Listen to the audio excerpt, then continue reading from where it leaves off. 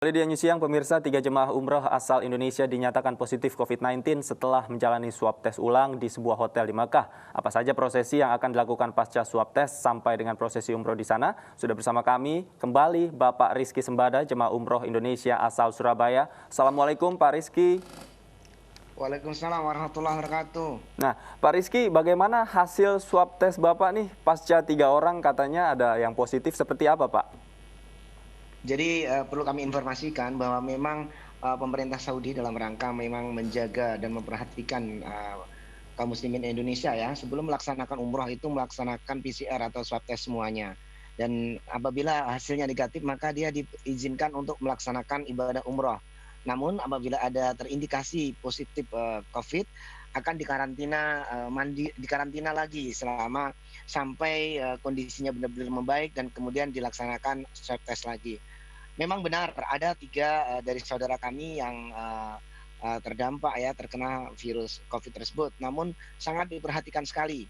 Jadi diperhatikan dari segi gizi, dibimbing untuk melaksanakan olahraga sehingga diharapkan dalam beberapa hari lagi dites dan semoga hasilnya negatif. Demikian tentang swab test. Iya. Adapun tentang pelaksanaan ya. Pak Rizky, nah soal prosesi ini pelaksanaan ibadah umroh, setelah melakukan swab test ini apalagi rangkaian prosesinya di sana?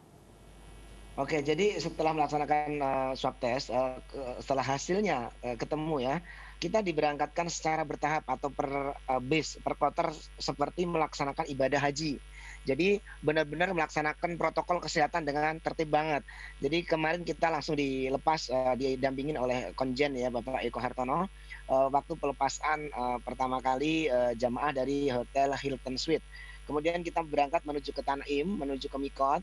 Ya di Mikot juga sangat sepi sekali karena memang melaksanakan protokol kesehatan. Jadi satu bis turun, kemudian melaksanakan persiapan Mikot, kemudian naik lagi ke bis.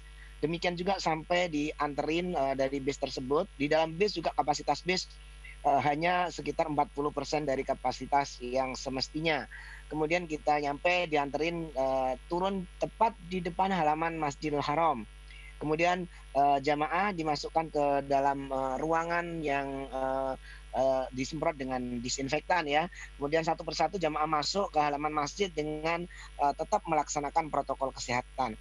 Sampai kemudian kita di tempat tawaf juga demikian Mbak. Jadi di tawaf juga dari sisi sebelah kanan dan kiri itu berjarak soft, itu 2 soft dikosongkan sekitar 2,5 meter. Adapun depan dan belakang satu jalur soft tersebut di lingkaran tawaf itu berjarak 1,5 meter. Dan ini diperhatikan sekali oleh Kementerian Saudi Arabia, ada petugas-petugas yang ada di shop-shop tersebut. Hanya saja memang ada beberapa kekurangan, yaitu ketika di sa'i ada sedikit kurang terkontrol. Jadi ada sedikit tidak semua mematuhi jarak ya, social distancing yang telah ditetapkan. Namun alhamdulillah jamaah dari Indonesia berusaha dan terus melaksanakan protokol kesehatan tersebut, Mbak. Kemudian alhamdulillah kami masuk ke kamar ke hotel kembali. Baik, kalau Demikian, Mbak. dari sisi ibadahnya Pak, apakah ada rangkaian prosesi ibadah yang dibatasi jumlahnya seperti itu? Kalau rangkaian prosesi ibadah dalam hal ini manasik umrohnya, semua alhamdulillah bisa melaksanakan umroh kecuali saudara kami yang tertunda ya karena yang belum yang terdampak tadi.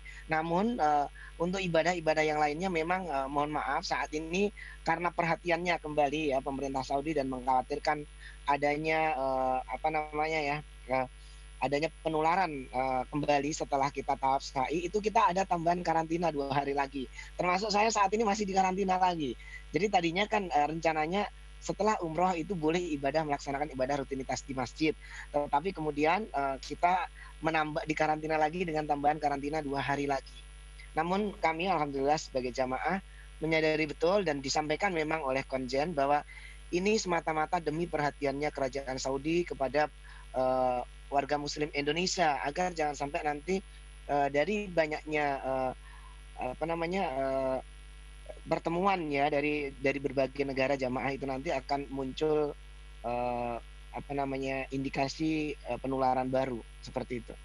Baik, ini mungkin terakhir Pak Rizky, ini mengantisipasi tadi Anda bilang kerumunan yang memang sulit sekali begitu diatasi begitu. Antisipasi apa sih yang dilakukan di sana? Apakah memang disebar banyak petugas di sana untuk mengingatkan kepada para jamaah agar tetap menjaga jarak begitu?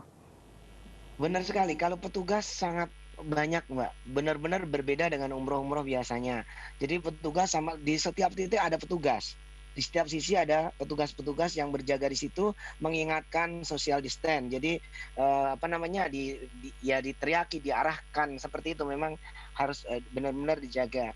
Seperti itu. Hanya saja memang ketika di sa'i ya, di sa'i ini memang tempatnya berbeda dengan tawaf ya yang memang tertib, ada lane-nya, ada lane shop-nya, ada lane shop dari apa namanya lane yang dipakai itu adalah lingkaran sholat.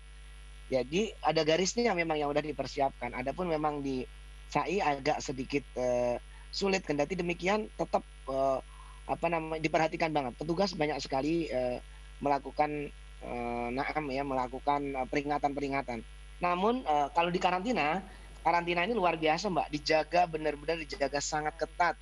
Bahkan kita tidak bisa keluar kamar bermain di kamar yang lain, tidak diizinkan ya. Dan ini luar biasa ketat banget. Dan diperhatikan memang makanan diantar dalam kamar, dan petugas-petugas yang mengantarkan juga memakai seperti APD ya. Mereka berpakaian lengkap seperti APD gitu, mengantarkan makanan tersebut di dalam kamar-kamar. Jadi antisipasi Kerajaan Saudi Arabia insya Allah cukup baik dalam penanganan COVID ini. Baik, walau banyak pembatasan, semoga ibadahnya tetap berjalan lancar ya Pak Rizky, dan kembali ke tanah air dengan sehat walafiat. Terima kasih Pak Rizky, jemaah Indonesia yang sudah tiba di Arab Saudi dari asal Surabaya.